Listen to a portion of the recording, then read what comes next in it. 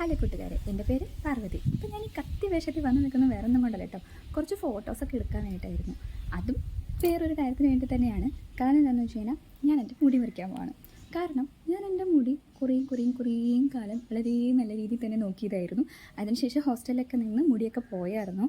പക്ഷേ മുടി നോക്കിയ സമയത്താണെങ്കിലും ഒരു 1.5 വർഷത്തോളം ഞാൻ അതുപോലെ എൻ്റെ മുടിയൊക്കെ കെയർ ചെയ്തായിരുന്നു. പക്ഷേ എന്നിട്ടും എൻ്റെ മുടി വളരെയധികം സ്പ്ലിറ്റൻസ് ഒക്കെ വരികയും അതുപോലെ തന്നെ മുടിയുടെ ഉള്ളിൽ കുറേയൊക്കെ ചെയ്തായിരുന്നു. അപ്പം ഇതിപ്പം ഷാമ്പൂ ഒക്കെ ഇട്ട് അതുപോലെ പറപ്പിച്ചിട്ടേക്കണോണ്ടാണ് ഇങ്ങനെയൊക്കെ കാണുന്നത്. ശരിക്കും പിന്നിയൊക്കെ ഇട്ടേക്ക് നോക്കുവാണെങ്കിൽ ഒരു തുത്ത് മാത്രമേ ഉള്ളൂ. അപ്പോൾ അതൊക്കെ ഒന്ന് മാറ്റാൻ വേണ്ടിയിട്ടും എല്ലാത്തിനും വേണ്ടിയിട്ട് ഞാൻ വിചാരിച്ചു ഹെയർ കെയർ ഒന്നും കൂടെ തുടങ്ങാണ്. പക്ഷേ ഹെയർ കെയർ ഒന്നും കൂടെ തുടങ്ങാനായിട്ട് നമ്മുടെ ഈ പഴയ മുടിയൊക്കെ മുറിച്ച് കളയാമെന്ന് വിചാരിച്ചിരിക്കുകയാണ്. മുട്ടയടിക്കാനാണ് ഉദ്ദേശം.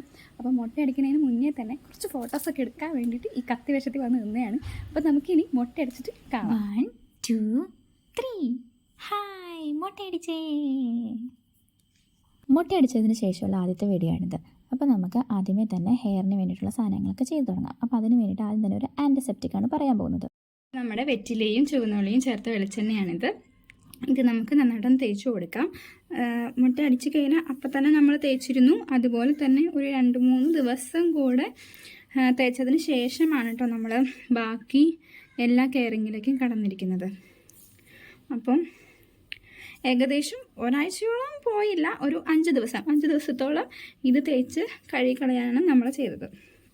കഴുകി കളയാൻ മുന്നേ ഒരു 10 മിനിറ്റ്, അതിൽ കൂടുതലൊന്നും വെച്ചിട്ടില്ല. അത്ര നേരം വെച്ചിട്ടാണ് നമ്മൾ ഇത് ചെയ്തിട്ടുള്ളത്. വളരെ നല്ലൊരു ആൻറ്റിസെപ്റ്റിക്കായിട്ട് ഇത് വർക്ക് ചെയ്തോളും. അതുപോലെ തന്നെ ആദ്യമേ തന്നെ നമ്മുടെയൊരു ഹെയർ ഗ്രോത്തിനൊരു ബേസ് കൊടുക്കാനൊക്കെ വളരെ നല്ലതായിട്ടുള്ളതാണ് വെറ്റിലയും ചുവന്നുള്ളി എന്ന് പറയുന്നത് കേട്ടോ.